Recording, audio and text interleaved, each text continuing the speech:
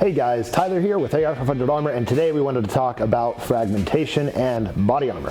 We get this question a lot, mainly because we specialize in steel body armor, although we do every armor type, not just steel. So one of the questions we get a lot is, what is your build-up coat? What is FragLock, and what does it do to contain fragmentation on body armor? And then how important is fragmentation, and what should you look out for when choosing body armor? And how should you view frag? What is FragLock, and what is our build-up coat? Our FragLock is our build-up coat, and what FragLock is our solution to containing fragmentation on body armor. This was inherently an issue with steel body armor prior to us coming to the market, and over 7 years ago we found a way to contain fragmentation on steel, which brought its relevancy in combination with modern metallurgy with steel armor, and that's kind of our bread and butter. Now, we do offer all armor systems, not just steel, but FragLock is specific to our steel line, and it is designed to contain fragmentation. So you might be asking, is FragLock different than our build-up coat? It is not. FragLock is the name of our build-up coat. What is fragmentation and what is spall? A lot of times those terms are used interchangeably, and technically there is a difference, even though it's kind of used as the same word. So fragmentation is what happens on the front side of body armor, where spall is what happens on the back side of body armor. Steel, for example, does not cause spall, whereas polyethylene and ceramics can, or in conjunction systems would. Now, the definition of spall comes from fragmentation on the back side of armor that would usually be used on an in conjunction system or an old military armor type of setup, where you had your actual armor plate plus a level 2 soft backer. That soft backer caught fragments that came through the initial armor system. On standalone systems, you generally won't have spall, which is backside fragmentation, because it is defeating the round. It's either going to have a penetration or not. Highly unlikely you'll end up with a situation with spall.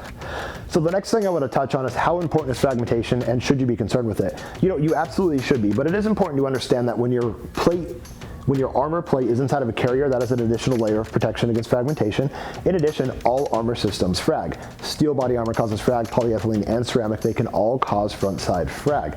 Now, we mitigate it as well as any other armor system with our FragLock coating, but it is a distant third to actually defeating the round. So the first priority of body armor is obviously stopping the round. If it doesn't do that, nothing else matters. The second most important factor of body armor is mitigating energy transfer to your body, which is a unit of measurement called BFD, which is back face deformation. This is a standard in which body armor manufacturers measure the indentation on the back of armor after it takes a round, which is a good way to measure what you would actually feel, or the indentation on the backside of armor, which is energy transfer to your body. When it comes to steel, steel has the best BFD performance numbers in the industry for its threat level, whereas ceramic and polyethylene will have higher BFD numbers because of their design. It doesn't mean they're bad armor, it just means steel is well under the allowance, while ceramic and PE generally come closer to the allowance of BFD because of their design. They use a composite backing and a laminate backing or fiberglass, which is multiple layers pressed together in a press with resin, and on impact those delaminate, where steel is monolithic and it does not deform nearly as much.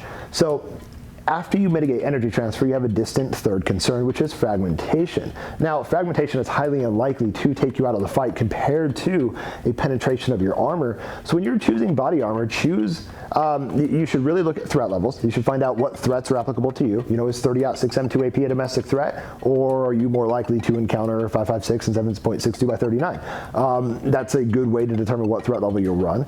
And then after that, you look at energy transfer and energy mitigation through BFD performance. Followed by that, you look at performance and fragmentation. It is important to tier those out to choose an armor system that works for you. So the next question is, how many rounds can your FragLock coating take? Well, that is very round dependent.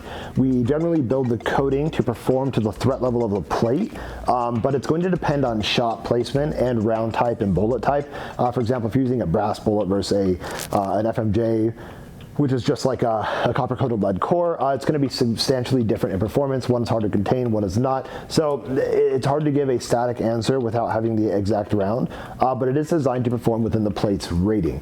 But as with all armor, multiple hits will degrade coatings over time and armor performance, and that applies to all armor, not just steel.